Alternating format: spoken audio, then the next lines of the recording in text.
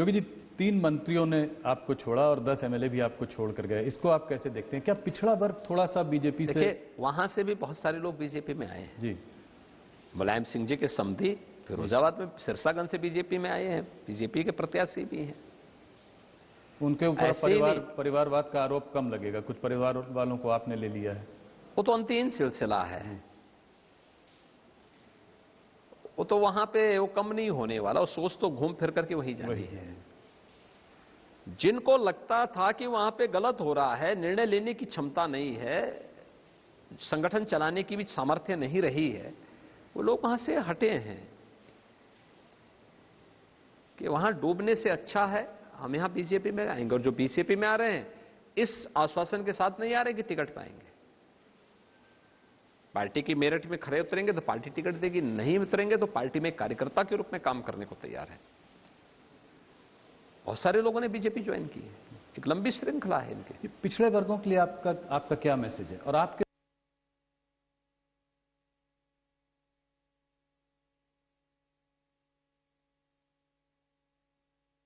कौन ऐसा चेहरा नहीं है जो भारतीय जनता पार्टी में न हो? कौन से ऐसा चेहरा है? क्या भूपेंद्र यादव केंद्रीय मंत्री नहीं है? जी, क्या श्री केशव मौर्य जी उत्तर प्रदेश में डिप्टी सीएम नहीं है? क्या डॉक्टर दिनेश शर्मा जी भारतीय जनता पार्टी में डिप्टी सीएम के रूप में उत्तर प्रदेश की जनता की सेवा नहीं कर रहे हैं? प्रदेश के अंदर क्या श्री अनिल राजभर क्या कैबिनेट मंत्री के रूप में उत्तर प्रदेश में काम नहीं कर रहे हैं? या उत्तर प्रदेश के अंदर जयप्रकाश निषाद हमारे मंत्री हैं। एक लंबी श्रृंखला है, लेकिन सामाजिक न्याय को देखने के साथ साथ वे लोग योग्यता के आधार पर, मेरिट के आधार पर काम भी कर रहे हैं। लेकिन जिन लोगों को अभी भी परिवारवाद का चस्का लगा है, जिनको लगता था कि नहीं सामाजिक न्याय के नाम पर केवल उनके परिवार के लोगों को ही सब कुछ मिलता रहे, बाकी अन्य लोगों को न मिले,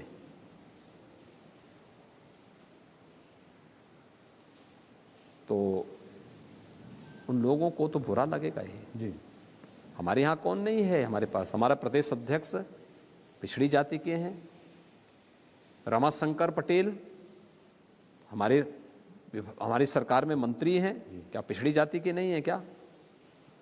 एक लंबी श्रृंखला है। तो इन चीजों को हम उसके आधार पर नहीं, वो काम कर रहे हैं उनके कार्य के आधार पर, उस समाज के सामाजिक न्याय की अवधारणा को भी पूरा करते हैं, लेकिन लोक कल्याण के भाव के साथ पूरे प्रदेश की सेवा भी कर रहे हैं। अमित शाह जी जब से इलेक्शन चुनावी मैदान में कूदे हैं, तब से जयंत चौधरी जी के और उन्होंने बहुत सारे मैसेजेस उनको भेजे। उन्होंने कहा आदमी सही है, गलत पार्टी में है। जयंत जी ने पलटवार किया, उन्होंने मैं कोई चवन्नी थोड़ी हूँ कि जो पलट जाऊँ। इसको आप कैसे देखते हैं? देखिए, अमित शाह जी देश के गृह मंत्री हैं और यशस्वी गृह मंत्री हैं और भारतीय जनता पार्टी के राष्ट्रीय अध्यक्ष के रूप में भारतीय जनता पार्टी को दुनिया के सबसे बड़े राजनीतिक दल के रूप में उन्होंने स्थापित किया है। स्वाभाविक रूप से उन्होंने तो जयंत जी के ही हित के बारे में बोला कि हो सकता है वह अच्छे हों, लेकिन एक बुरे दल में फंसे हुए हैं। जो दल स्वयं डूब रहा है उसी के साथ जुड़ रहे हैं, तो डूबती हुई नैया में आप सवारी करेंगे तो उसका परिणाम क्या होगा? उसको गलत तरीके से जयंत जी ने लिया है तो ये गलती जयंत जी की है। जयंत चौधरी के बारे में हर व्यक्ति जानता है कि बेचारे कभी दिल्ली से बाहर निकलते नहीं। मुजफ्फरनगर में जब दंगे हो रहे थे, जाट युवक मारे जा रहे थे, निर्दोष युवकों को फंसाया जा रहा था, किसान वहां मारे जा रहे थे, उस समय जयंत जी की सहानुभूति उन मरने वाले यूथ के साथ में नहीं थी। किसी भी परिवार के साथ सिंपैथी दर्ज करने के लिए नहीं आए थे। पूछिए ना, गौरव और सचिन के परिवार से पूछिए, क्या गए थे क्या उन लोगों के साथ मिलने के लिए? चौधरी चरण सिंह जी का सम्मान था। धर्मेंद्र प्रधान जी ने कहा चौधरी चरण सिंह जी भी दल बदलू थे। देखिए, चौधरी चरण सिंह जी एक बड़े किसान नेता थे जी। और बड़े किसान नेता के साथ साथ उनका एक सम्मान था। हम भी चौधरी साहब का सम्मान करते हैं।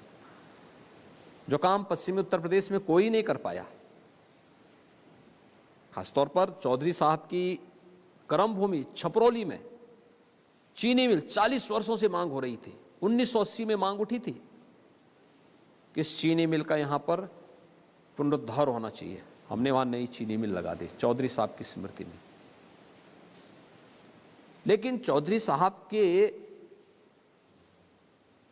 उन कार्यों को आगे बढ़ाते तो उनको सम्मान भी मिलता है।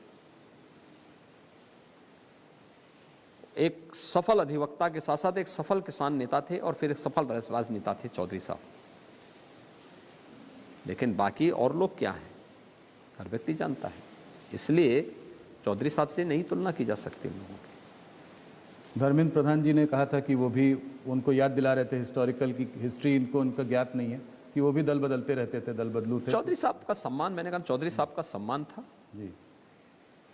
जिस भी तरीके से रहे होंगे उनका अपना सम्मान था। जी।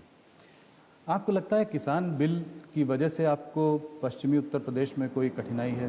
इसके वजह से कुछ माहौल ऐसा बन गया? यूपी में किसान आंदोलन का कोई भी मतलब नहीं था और उत्तर प्रदेश के किसानों ने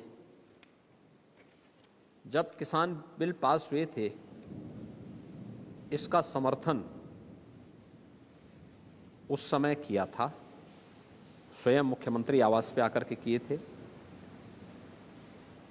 बाद में किन कारणों से धरने पर बैठे वो अलग विषय हो सकता है।